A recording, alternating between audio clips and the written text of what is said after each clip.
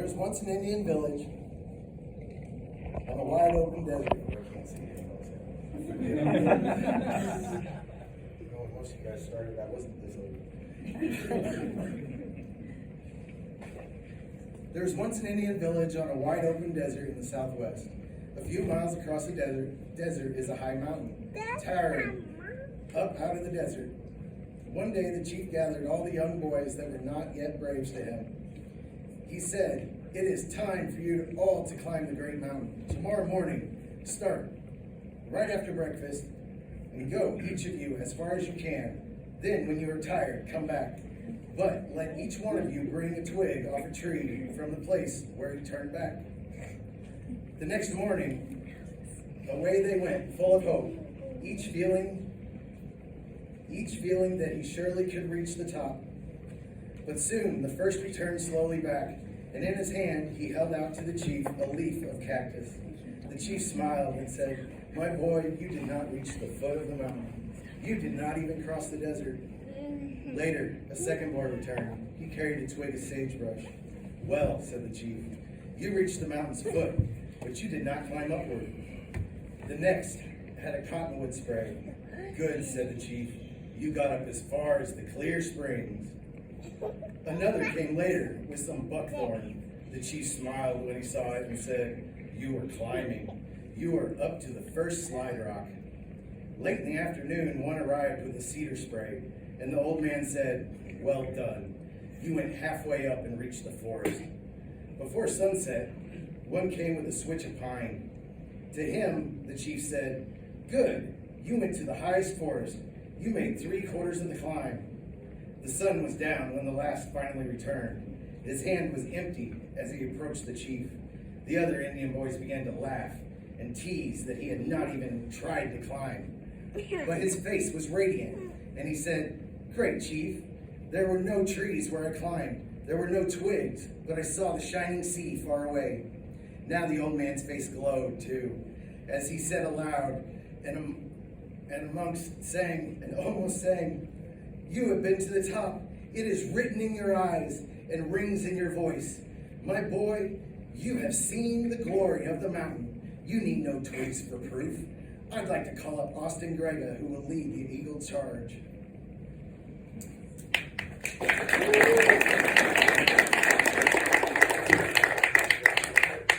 Your conduct along the trail has been excellent. You have rededicated yourself to the principles of scouting. But one thing is more important: your future. As an Eagle Scout, you become a guide to other scouts of lower rank. You become an example in your community. Remember that your actions are now a little more conspicuous, and people will expect more of you. To falter in your responsibility would not only reflect upon you, but on your fellow Eagles and all scouting. The torch you carry is not only yours, but ours also. Copernicus, Chesniewski, Emory Bell, and Logan Truster, I challenge you to insert this Eagle Brotherhood, holding ever before you, without reservation, the ideals of honor and service.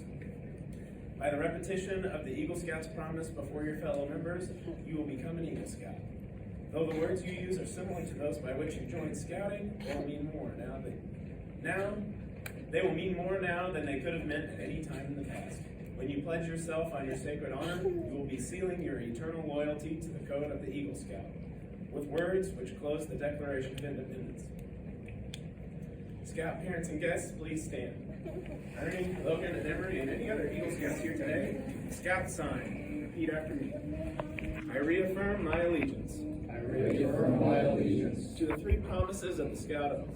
to the three promises of the Scout Oath. I thoughtfully recognize and take upon myself the obligations and responsibilities of the rank of the Eagle Scout. On my honor, I will do my best. To make my training an example. My rank and my influence count strongly. For better scouting.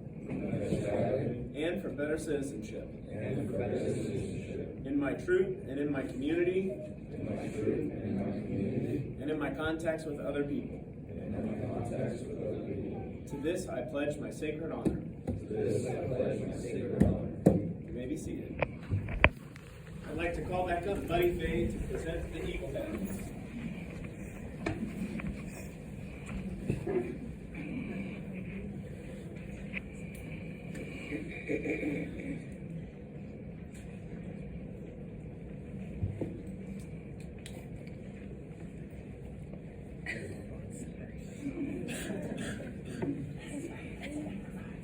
I see that. I'm like, where's my glasses? I don't need them.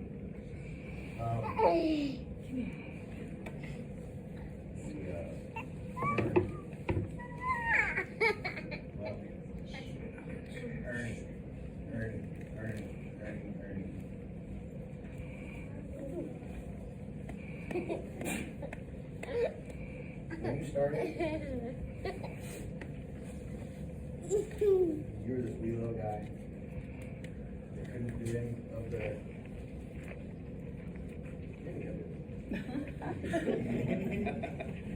But by the time you finished, you were doing all of it. And you were not only doing all of it, you were teaching it. You're not only teaching it, you were teaching it extremely well.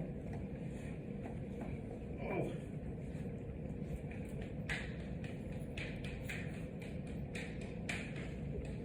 I've watched ups and downs with you, Aaron.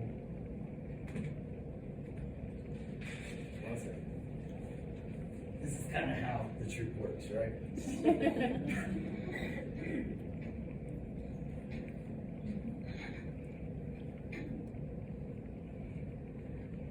See, I didn't have my glasses. I'm so proud of you, Aaron. I'm so proud of you for setting out and setting this goal of becoming an Eagle Scout and not giving up. Having more merit badges than anyone else in the troop. Anytime Ernie would set a goal, there was nothing around it, he would finish it. It was nothing but amazing. So,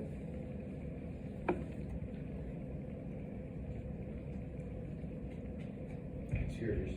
Everything that is in that is you guys. You're one of them flying around in there. And then whenever you come back out, all of you guys are flying, you guys all come together. I've never seen a 3 set of guys work so hard together and help the troop as much as I have you guys. So, this is for you also. And very much congratulations, Ernie. You so deserve this.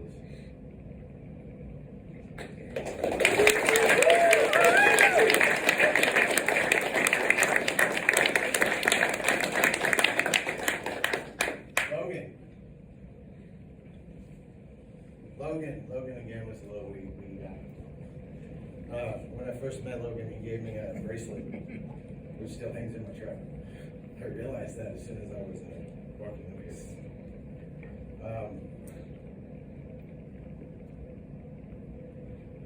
Logan came from Weeblos in the Woods, and he watched us at first aid. And he had so much fun that he had to come back and join us. I remember doing 50 miler with Logan with these guys. I've seen tired moments, I've seen excited moments, I've seen raccoon slayers, I've seen us figuring out how to get canoes that are swamped out of trees, all sorts of different crazy stuff. This guy has found more of my glass than anyone else. I don't know, y'all, maybe most of you guys know that I was hiding glass on campouts. He was like the glass wizard. He would like close his eyes and walk up to it and be like, "Hey buddy, look what I found." Like every time, even when it was like, I didn't realize I lost that. Good job. You look for trash, which is awesome.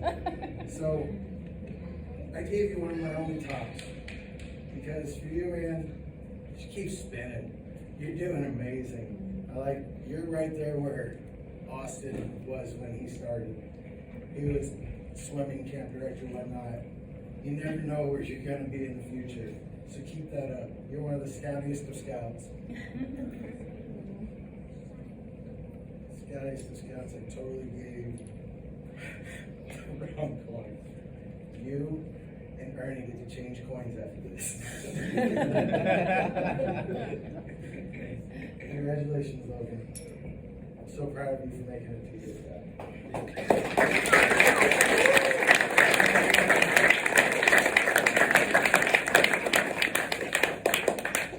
All right, Emory. This guy doesn't need any introduction, right? This is one of the guys that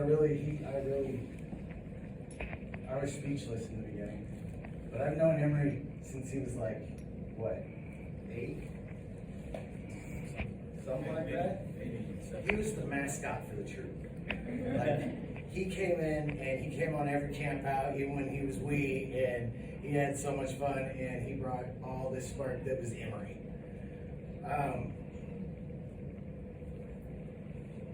Emory, I've seen work extremely hard at everything he does, and extremely honest with everything he does. I can't. See, I lost it again.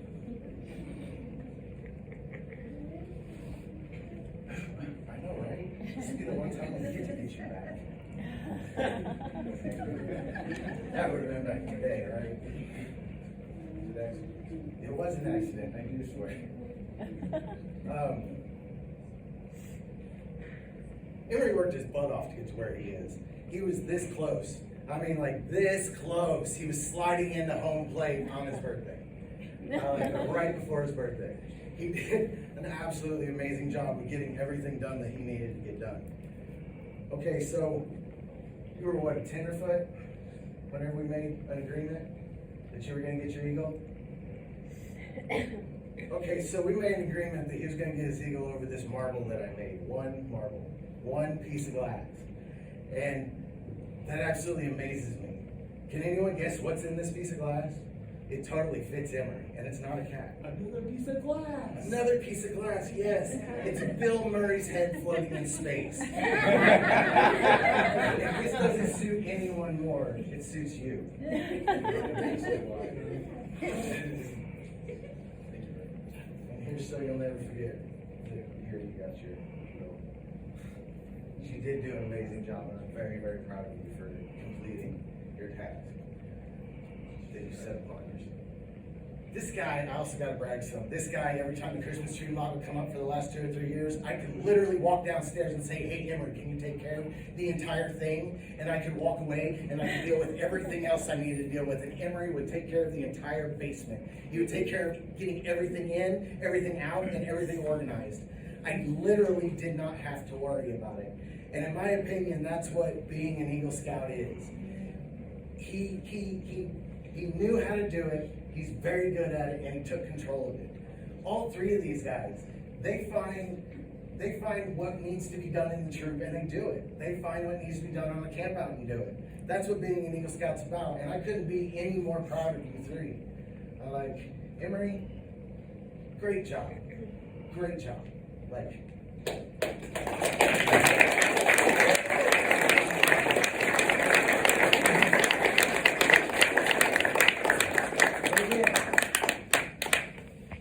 These 3 are the epitome of Scouts, and it's absolutely awesome. They always have a smile on their face. They always have a fun answer, and they always have questions. So never forget that. Always keep that in you. Always keep the questions coming. Question everything, but always keep the smiles on your faces. Pretty sure it's your guys' turn now.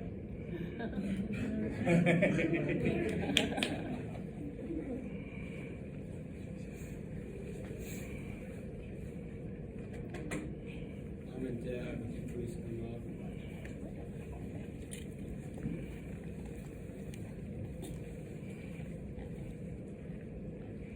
These are my parents, Aaron Craig and Michael Chisney. They've been supportive of all my endeavors from the very beginning, with 2 of the vintages being Boy Scouts and marching band. My dad went to me with Big Months in Iowa back in 2021 as part of our Sea-Based High Adventure, and to Summit High Adventure in West Virginia. I could not have done it without them. All my life I've been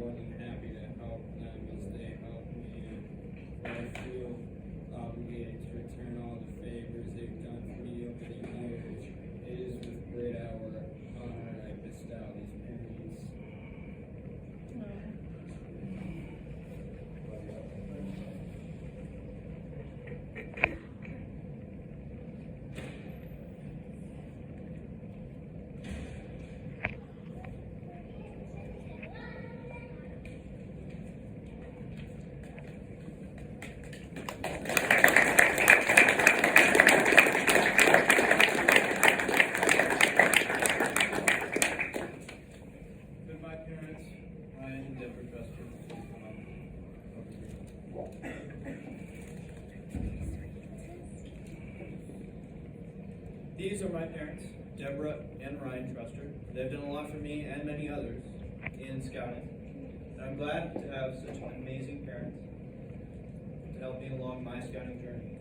My father, Ryan Truster, in the glasses, drove me to most of my Troop 24 meetings, and even went to a few campouts and trips, including Troop 24's 2021 trip to Big Munson Island as part of Sea Base. My mother, in the glasses, usually drives my sibling nowadays, Lou. Stand up. Everyone say hi. To meetings nowadays. And went along for Troop 24's 50-mile float trip in 2022, where she floated with us and flipped her boat the second least out of all of us. I'm super grateful to have such amazing parents to support me throughout my scouting journey, and it is with great honor that I present them